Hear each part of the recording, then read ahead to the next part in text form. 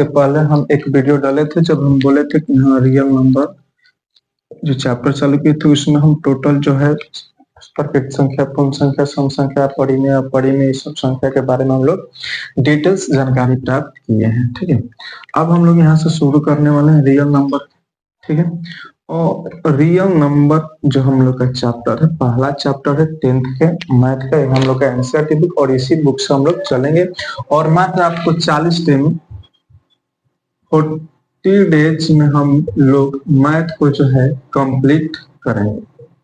ठीक है, कंप्लीट करेंगे। ठीक है, तो रियल नंबर में हम लोग को दो चीज पढ़ना है, दो चीज पढ़ना है। एक पढ़ना है भाग एल्गोरिथम,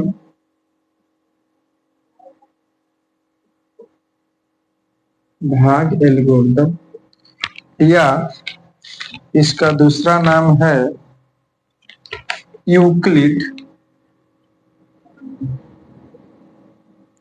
यूक्लिड विभाजन एल्गोरिथम, एल्गोरिथम, एल्गोरिथम।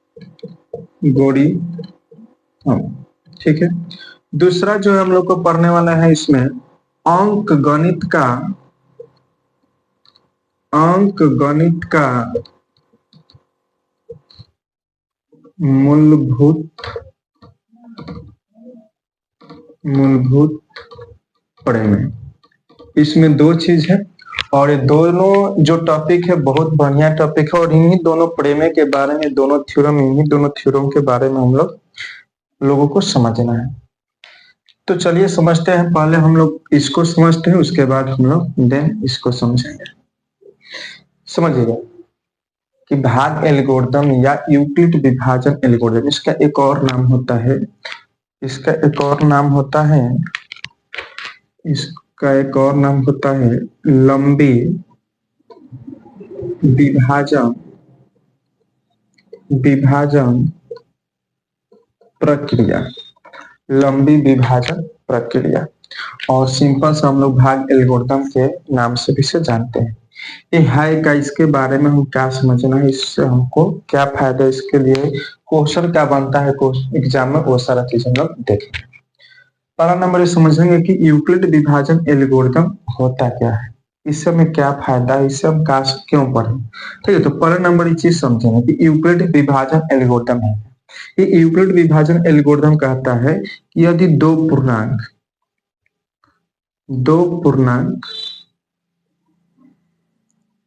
ए और बी है तो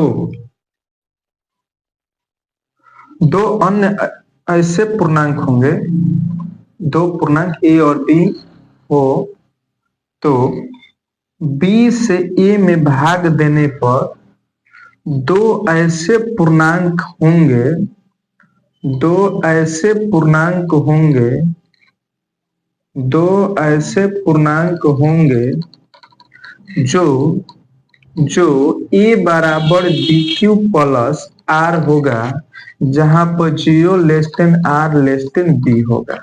मतलब कि दो पूर्णांक क्यू और आर ऐसे होगा, क्यू भागफल होगा, आर शेषफल होगा, तो ये ऐसे होंगे जो कि ए का जो मान होगा वो बी क्यू प्लस आर यानी कि बी में क्यू से गुना करके शेषफल जोड़ने पर प्राप्त जो होगा वो क्या होगा, भाज्य होगा। और 0 less than equal to R less than B यानी कि रिमाइंडर जो होगा वो 0 से 12 और 0 के बराबर होगा, लेकिन भाजक से हमेशा का होगा छोटा होगा, भाजक समस्या का होगा छोटा होगा। अब आपसे कोई अगर पूछता है कि यूक्लिड विभाजन एल्गोरिथम या लंबी विभाजन प्रक्रिया क्या होती, तो आप बोले